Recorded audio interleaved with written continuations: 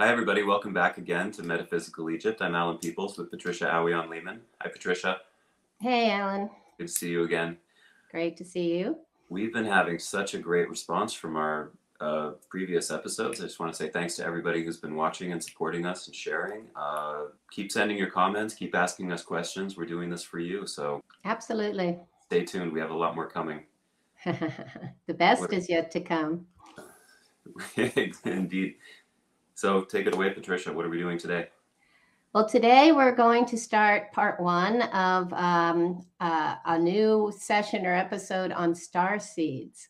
And it may not be what you think it is. So it's going to be fun. So we may as well just get started. The netter that you're looking at here is Ptah.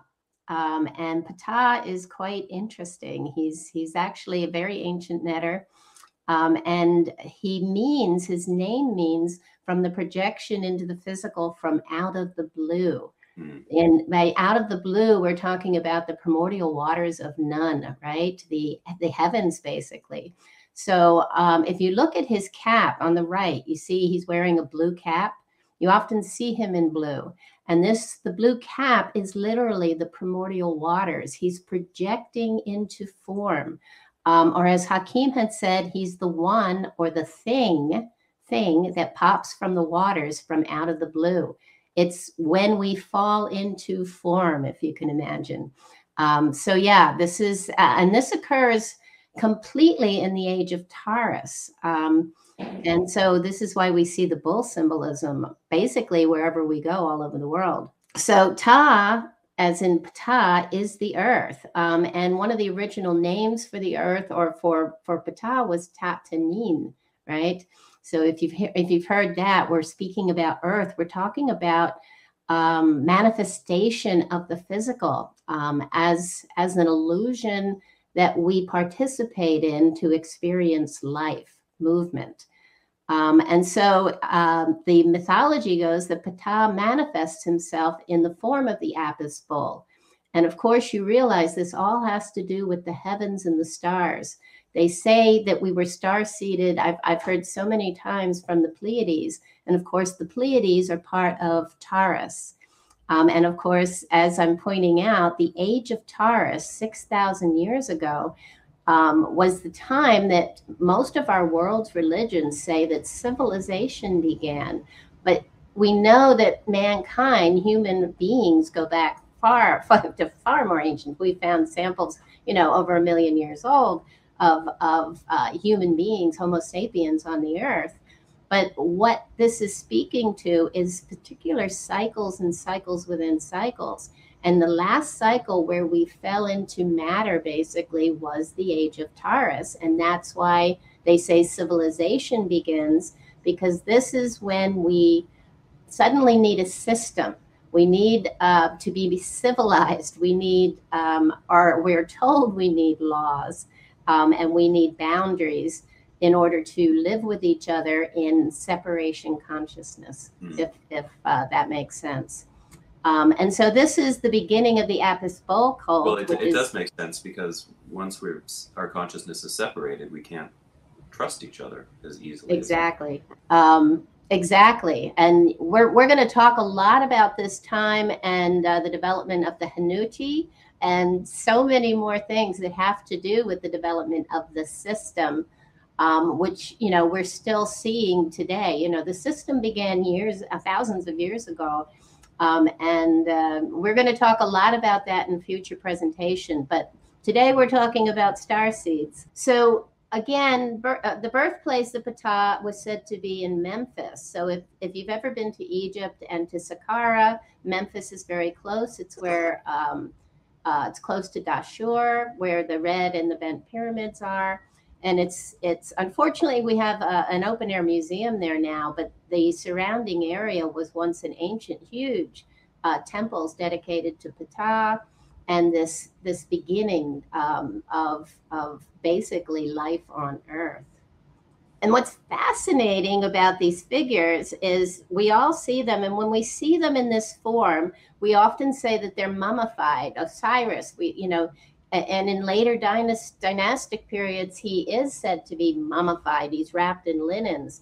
But originally, the idea is they are wrapped in their own wings. This is the moment, that the angels fall into form. And so we no longer have wings. We are the angels, right? We were the gods that once walked the earth.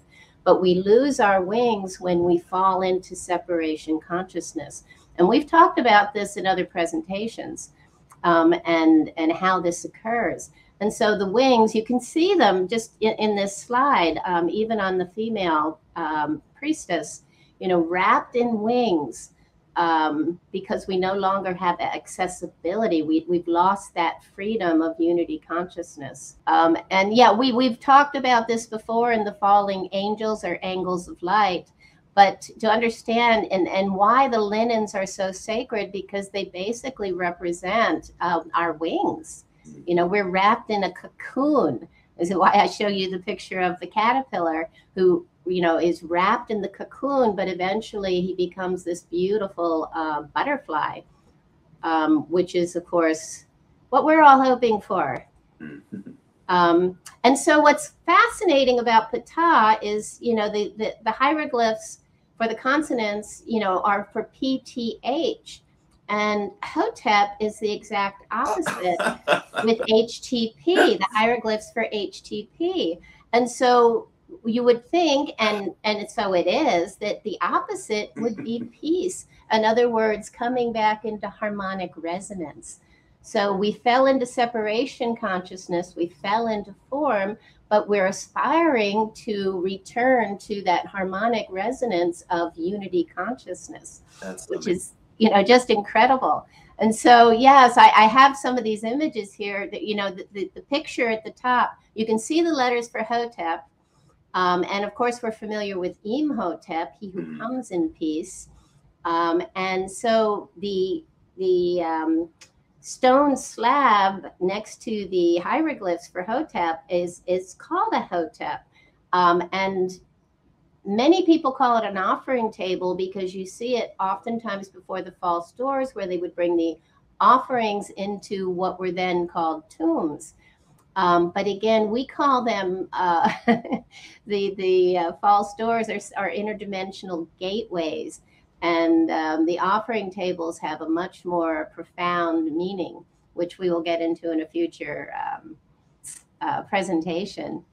But of course, as I'm putting these images of the Kundalini rising, because what we're seeing then is this coming back into oneness at the pineal, right? Ptah is reconciled and spreads his wings as we find harmonic resonance again and transmute our polarity. So it's a beautiful understanding of the two opposites. We fall into form and then we come back into unity consciousness. And also all over the world, the center image is from India. I think I took that when we were in the South, Allan. It's just beautiful. It's our DNA. It is our, exactly. Again, replicating patterns to provide us basically with so many clues as to what is happening here, what kind of experience we can choose to have. And I love this. This is called The Biology of Kundalini by Jana Dixon. And to me, it's the architecture of peace. It's, we just did a presentation called The Matrix. And here we see the matrix is becoming cognizant of itself, past, present, future as one, threads interwoven throughout eons, inevitabilities and synchronicities, moving to love's beat, allowing the unfolding of the hidden, the vague horizon beacons drawing us forth to the precipice, lemmings to the opium ocean, awakening in the dream.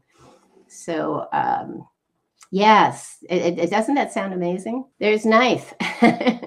Weaving the fabric of our reality. So another way of looking at this is the cycles of a year. And of course, I often speak of the great year, which I think is a far more profound understanding of how consciousness moves, falls into form and rises into spirit.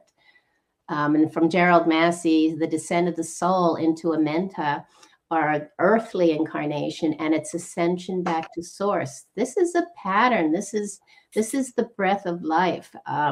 It's eternal. There is no death, and that was one of the lies that has been told by the system, basically, in order to instill fear, which in turn instills anger. So these are the things that keep us held hostage in the physical. So here is this wonderful image of Adam Kadmon showing laid out within the cycles of, an annual year and the great year. There's cycles of time.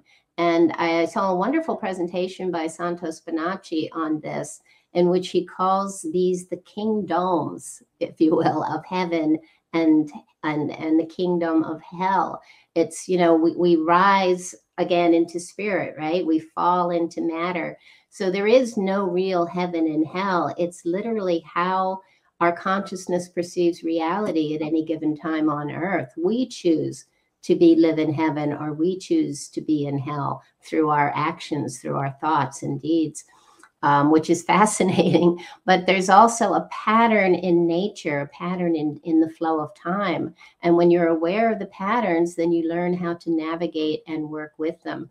And this is the key. This is why they left all this amazing information, to show us the path and how we can literally transform in any given breath if we understand the pattern. We don't have to wait for the procession if you understand what's possible and remember you are not your body.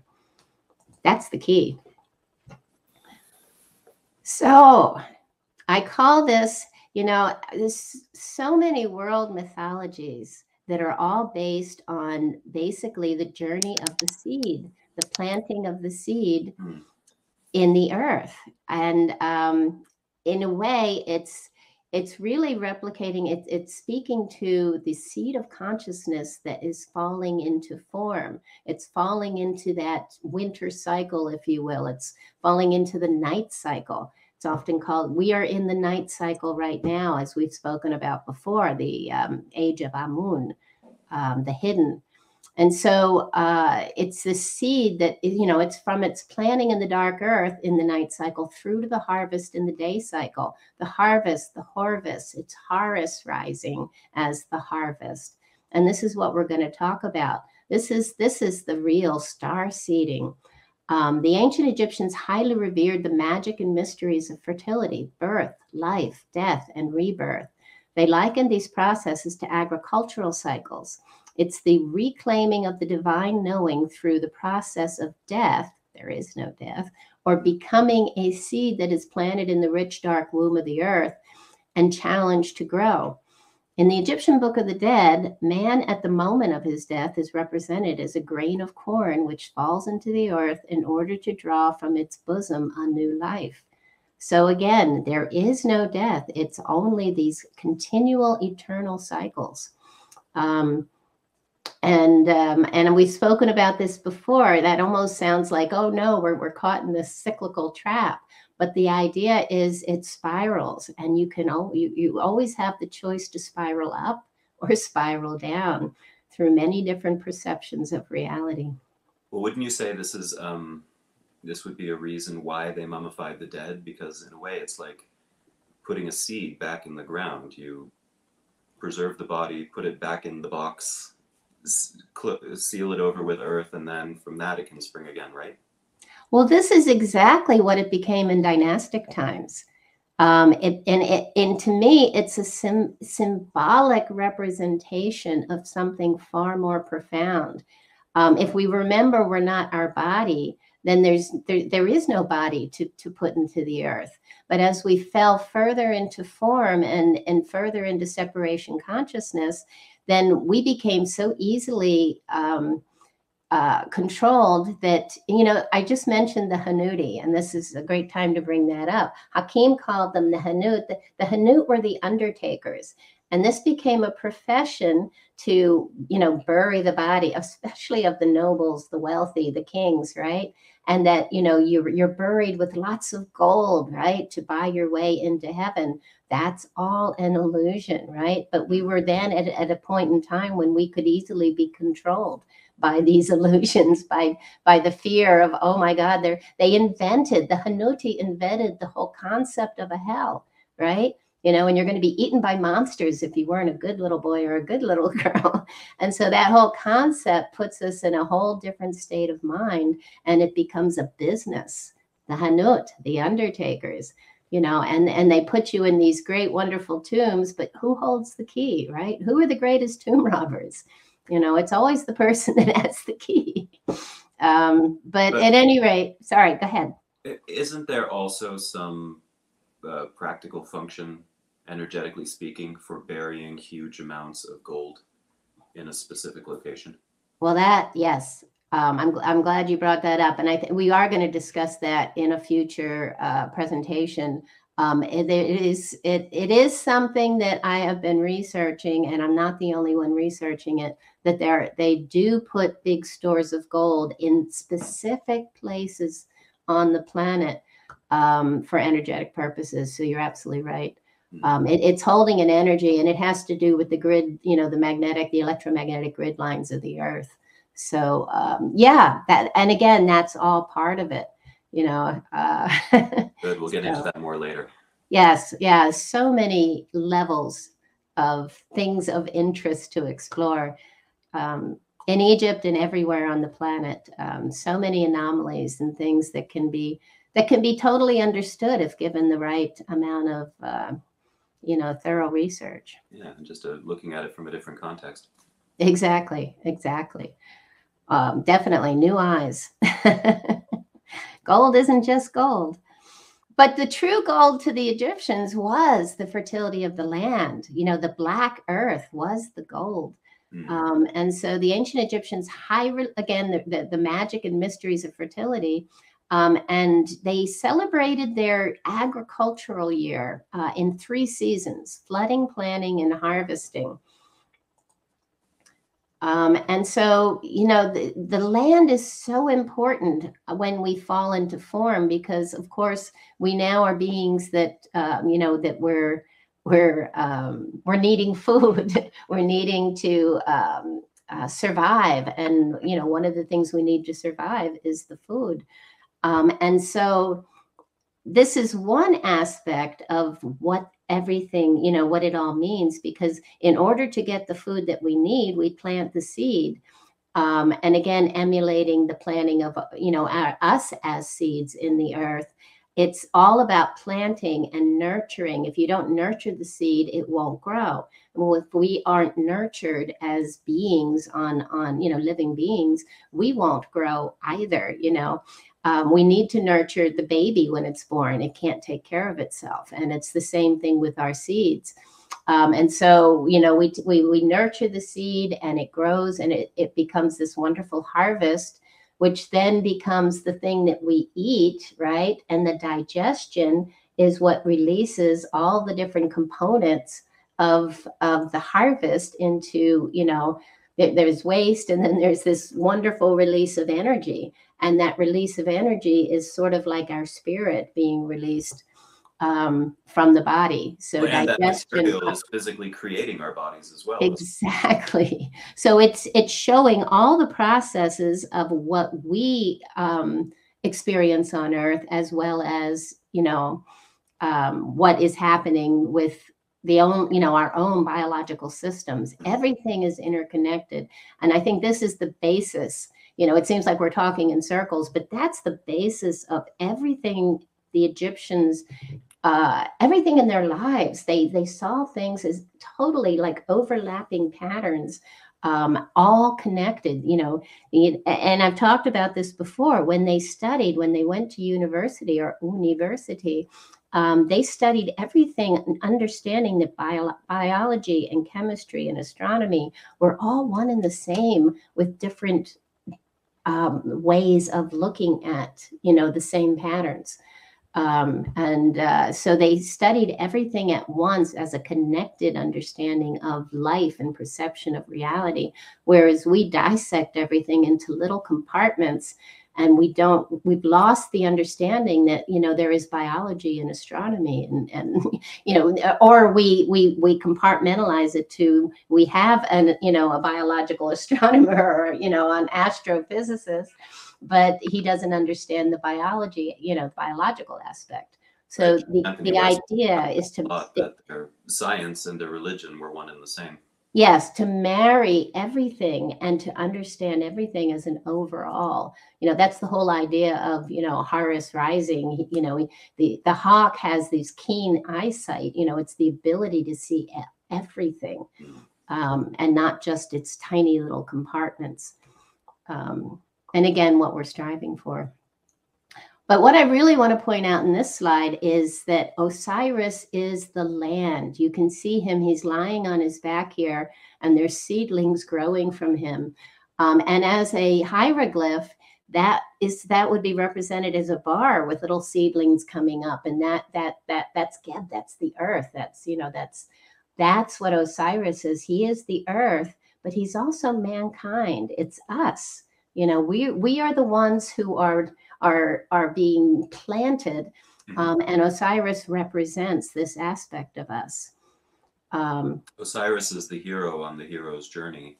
Absolutely. Well, no, Horus is the hero, but they are one and the same. That is what Osiris is aspiring to. But Osiris is the one who embarks on the hero's journey. Okay. To become Horus. You're right. That's what I meant, like Orion. Exactly. He takes that first step when the axis of the earth falls 23.5 degrees. So yes, so here we're looking at the rays of light fall from the sky, goddess Nut, bringing forth seedlings from the mummified body of Osiris, illustrating his role as a sign of resurrection and new life. So here we go with the beginning of the resurrection theme. And I love to point this out. There's so much talk and speculation about what the handbags mean. The bag. Symbolism all over. What's in the bag? What's in the bag? Well, here, quite obviously, they're holding bags of seeds. So they're seeding for the harvest. And so this is from Walter Budge from Osiris and the Egyptian Resurrection. The grain which is put into the ground is the dead Osiris, and the grain which is germinated is the Osiris who has once again renewed his life. And again, here I'm showing you some of these bags. And you also see in the Sumerian figure, you see him offering the pine cone. Well, the pine cone is a seeding of sorts. So I show you the pine cone and the plants, that are planted are springing forth little trees. And of course, the pine cone is also the pineal gland. It is the pineal gland, and it also has two spirals within it, two dual opposing spirals, representing again the breath of life in and out. Right. It's fantastic. The symbolism is fantastic. And again, so many levels of understanding, but this to me is so obvious. It's the giving and receiving within the cycles of life, death, and rebirth. And here again, this is from a papyrus in the Egyptian Museum. And you see her holding the bag and the seeding, and then the plowing with the mare, which we've already talked about means the beloved. It's what opens a path, right, for the seeding and the water to flow. This is a very feminine thing.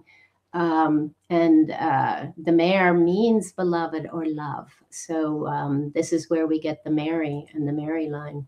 And the here word again, the, you see the name Mary. Exactly, mare. It's where we get it, and it all over the world. It has to do with water and flow and the sea, and and I relate it also to energy lines. And of course, we're going to do a much bigger presentation on that as well.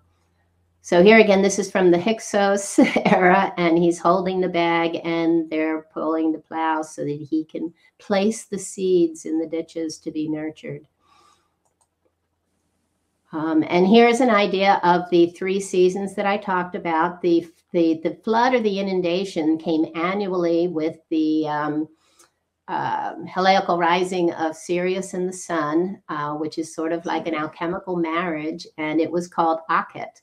And that was in these times, mid-July to mid-November. And a time of great celebration. You know, the flood, the water was returning to Egypt, and they had festivals of drunkenness, and of course we'll get into more detail about that and what it means later. But a huge time of celebration when the water returns. Water is life. Without water, we are dead. And so they understood that on, again, so many levels. Parrot was the season of emergence, of sowing. You know, it's the growing season from November until the end of March, when the Nile receded, leaving the silt.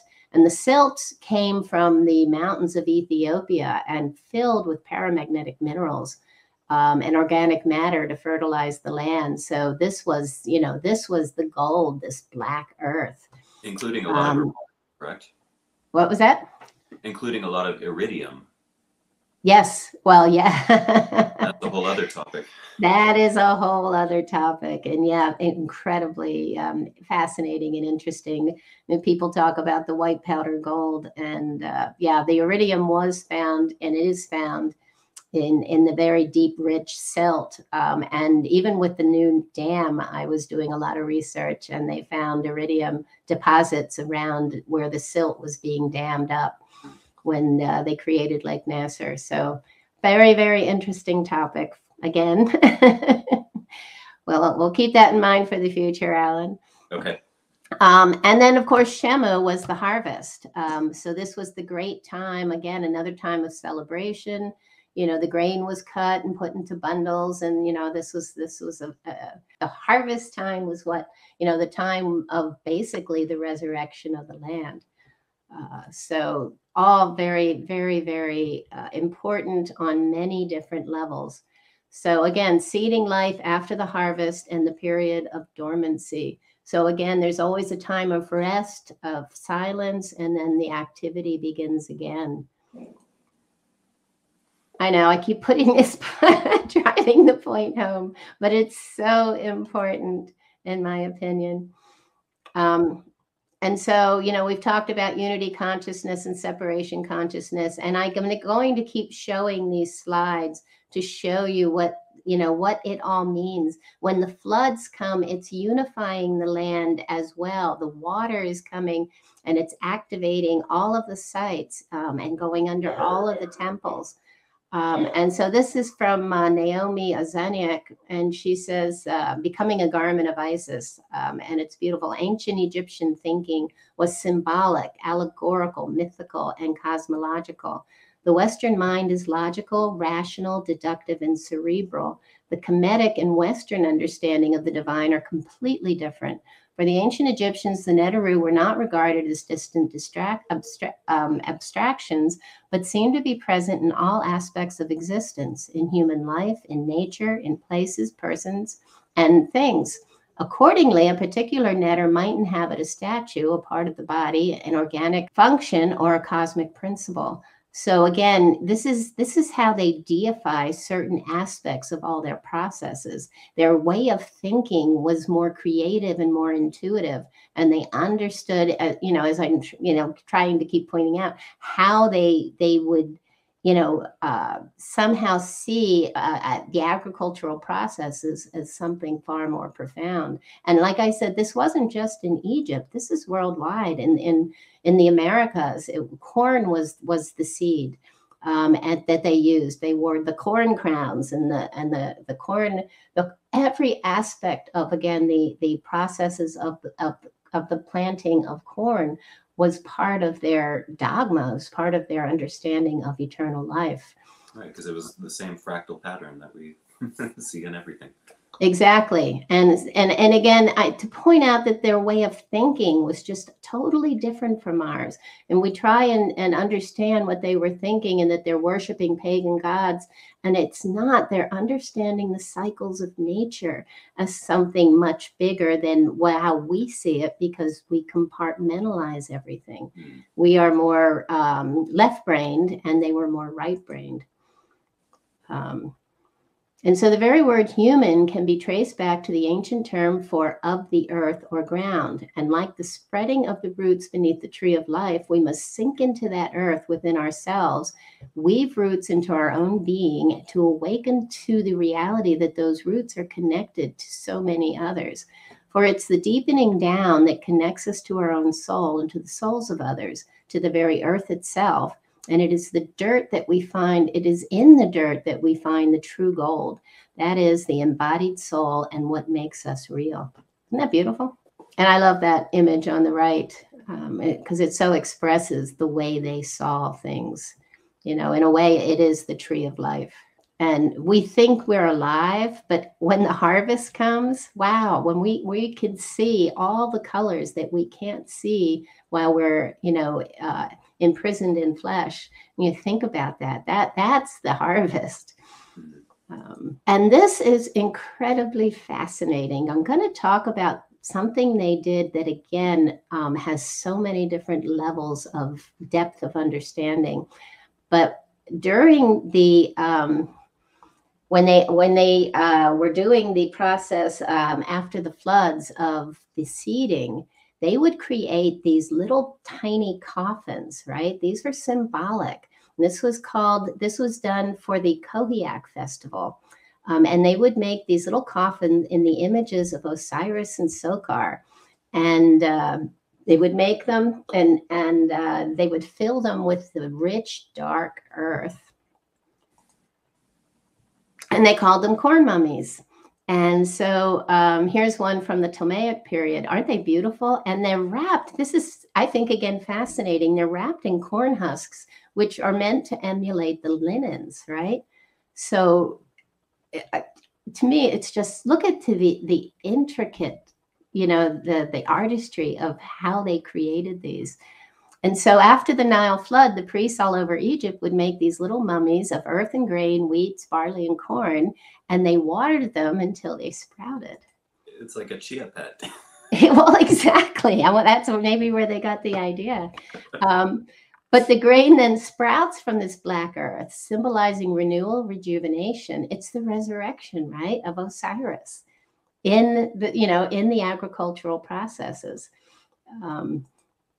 And so, now you begin to understand more the symbolism of Osiris laid flat on his back and sprouting growth. But it's showing something, you're emerging from the darkness into a new day cycle. This is the harvest of Horus, right? This is when Osiris becomes Horus. It's the resurrection. So as Budge says, the deceased is throughout the text in all periods always identified with Osiris. And this is important too, because when anyone died, be it man or woman, they became Osiris first, right? They all had to identify with Osiris, and then they could, go through the processes of the Ba and Ka, separating and coming together afterwards to become the Ak. So we have to stop thinking of Osiris as the god of the dead. In fact, exactly. Osiris is the state of being that we all experience. He's not, well, if he's the god of the dead, then as I've been saying all along, we are the dead. We are the dead. We are the walking dead. Wonder where they got that title. But seriously, we are in the night cycle. And, many of the ancient cultures said it right out loud that we are dead. The Australians say we are in the dream time, right? So, when we say it's time to wake up, it means, yes, we're asleep, or we're not alive yet. Right. We don't even know what it's like to be alive. That's the harvest. Merrily, merrily, merrily, merrily, life is but a dream. Hallelujah. My dad and I used to sing that while we rode around a lake in our backyard. Mare, the plow opening up. Never. Exactly. Fantastic. Isn't it? And again, this brings a whole level of understanding to all these, songs and mythologies. And, it's so simple, and it's just an emulation of nature's cycles. Again, regeneration of nature, immortality. We are all immortal. We forgot this. We do not die. So again, this is an image of Sokar, and he represents when Osiris is transitioning from himself to Horus. It's that moment of complete silence or gnosis. This is what Sokar represents. So after the images were made and stuffed, they were moistened with water, as we said, in a special ritual to germinate the grain, ensuring the renewal of nature and resurrection in the afterlife. Fascinating, right? So they represented amulets of life that symbolically died and came back to life again, assuring the resurrection from death and the renewal of the universal order of the cycle of death and life. After preparing the figure, oils, resins, wax, and then gum was applied to the bandages, covering the shroud to resemble a genuine mummy. This is huge now, because this is very similar to some of the rituals that they did in the ancient Osiris mysteries, the mystery rituals, the Khoiak Festival. When the king is covered in all these different oils and all these different rituals prior to him going through this sort of near-death experience, in a basically what they would call, or we later call a sarcophagus, but I call a resonance box. Which again, we're going to do a whole presentation on these rituals, the Khoiak and the Osiris rituals. You Fascinating. said Sokar is the moment when Osiris becomes Horus. Sokar is the moment just before. It's like that moment in the cycle, the solstices, or like at midnight and at noon when the sun appears to stop moving. That's Sokar. It's that moment of silence, solstice, still sun. And that's when we are at our highest level of consciousness. We have complete gnosis.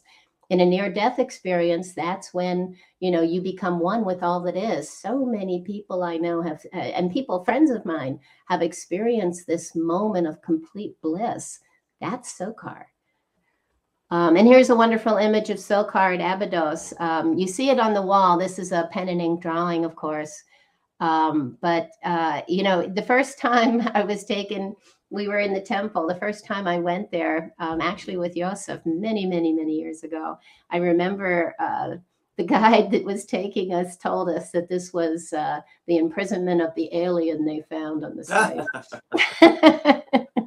See, that's how easy you can be led down the wrong path. With further time and study, I discovered that this is actually Sokar. You see he has that little hawk head, and he's like pregnant with possibility. But can you see there's like a little pouch, like a kangaroo pouch?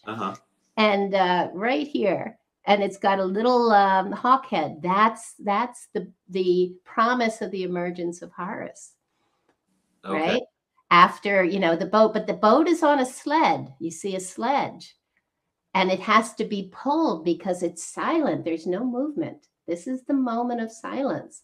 So the only way that thing's going to move is if somebody pulls it. So in a way, it does represent the 3 days of the solstice, but it also represents the moment of silence that we have every 12,000 years. And again, something we're going to go into great detail in the future. So really, really, really interesting how they personify these incredible moments in time. So we'll stop this here, and we're going to start part 2. Will be the next presentation. I can't wait. Thanks, everybody. Thanks, Patricia. Thanks.